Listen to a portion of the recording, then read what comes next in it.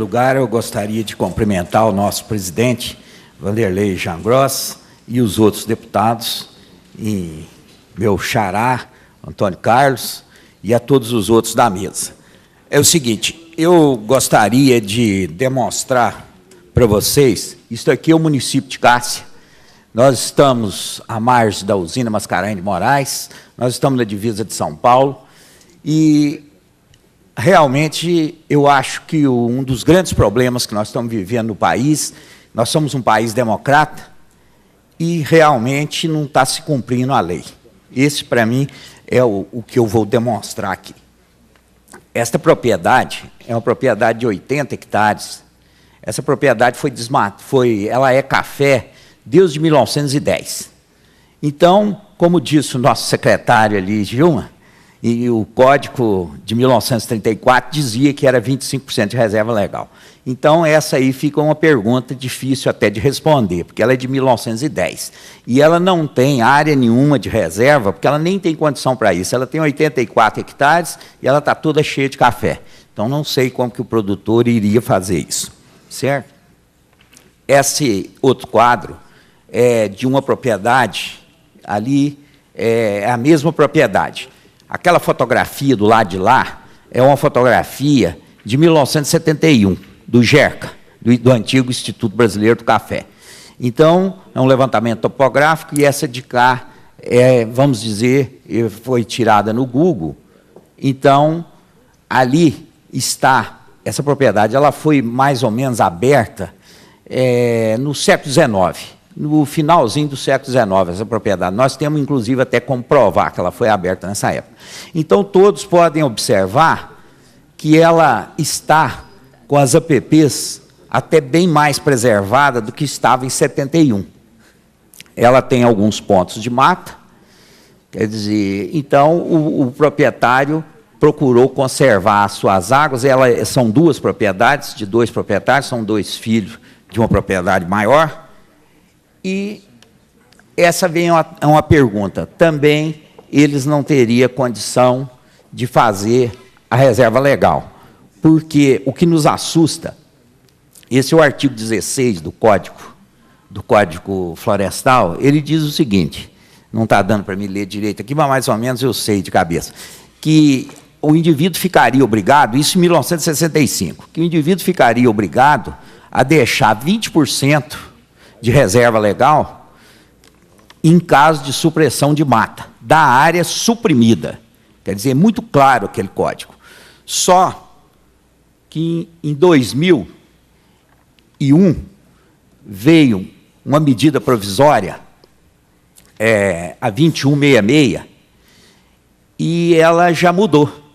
Ela já colocou ali que toda propriedade tem que ter 20% de reserva legal. Quer dizer, então, aí fica uma pergunta muito séria, porque aquelas duas propriedades que foram desmatadas, uma no século passado e a outra no século XX, quer dizer, uma no século XIX e outra no século XX, elas não podem ser enquadradas nessa lei, porque, como nós somos um país democrata, nós temos uma Constituição e tem uma série de princípios nesta Constituição. Inclusive, eu estou aqui na minha mão com o artigo inciso 39º do artigo 5º da nossa Constituição, que diz que ninguém pode ser criminalizado por uma coisa que não existia uma lei que criminalizava ele. Então, nós podemos analisar, mas isso aí até que não nos assusta muito. Uma das coisas que mais me assusta é a recomposição da mata. Vocês já imaginaram aquele produtor que a fazenda dele foi aberta em 1910 e que ele está exercendo essa cafeicultura desde essa época, e em 1957 ele sofre uma desapropriação nessa propriedade, ainda tem uma parte dela inundada pela usina Mascarenhas de Moraes, que foi feita em 1957, quer dizer, não existia nem o código, não existia nada disso. Quer dizer, então hoje ele está numa situação embaraçosa, porque ele vai ter que tirar recurso dele para poder recompor esses 20% da mata. Isso é uma situação. E essa medida provisória, ela tem um detalhe que eu quero mostrar para vocês. Essa medida provisória, ela já foi reeditada, pelo menos, 73 vezes. Eu não estou conseguindo aqui chegar no final dela. Não sei o que aconteceu. Está aqui. Está lá. Como todos podem ver, ela foi reeditada 73 vezes. Então, por que não revogar essa medida provisória? Porque aí, inclusive, nós retornaríamos ao código anterior e ficaria até bem mais fácil para nós poder fazermos um novo código, defendendo o meio ambiente, que eu acho que nós, produtores rurais, realmente nós estamos procurando isso.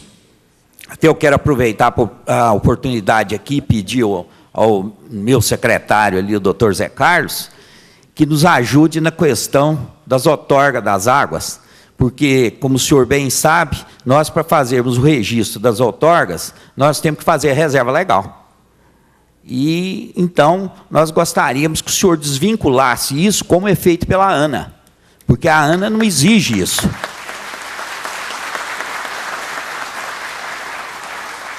Então, desta forma, o senhor poderia nos facilitar. E nós, presidente do sindicato, estaríamos prontos, como estamos, a incentivar os nossos produtores a registrar essas minas.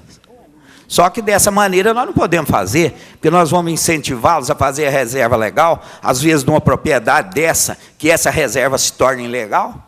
Quer dizer, então, eu acredito que tudo que foi falado aqui, que nós temos que interagir, que nós temos que lutar para que nós chegarmos a um ponto de equilíbrio, porque o meio ambiente interessa. Talvez ele interesse muito mais a nós, produtores rurais, do que ao cidadão urbano. Porque a nossa produção só se torna equilibrada, de acordo com o que a professora falou, com o professor da Embrapa falou. Quer dizer, e eu tenho outros estudos de outros professores da Embrapa, inclusive da Embrapa de São Carlos, um professor, uma tese defendida pela doutora Keller, ela é química de solo, sobre o problema de plantio direto. Talvez a região da professora, que é Viçosa, que eu conheço bem, ela não seja apta para esse tipo de plantio, mas na nossa região esse tipo de plantio é muito difundido e, por sinal, está trazendo resultados fantásticos para nós, certo? Com diminuição de aplicação de adubo e aumento de produtividade. Então, é o que eu queria deixar a todos aqui, é o que eu queria falar e agradecer, inclusive agradecer pelo espaço que me foi dado aqui. Muito obrigado. Boa tarde. Senhor Domingos Salgado, foi muito importante a participação do senhor.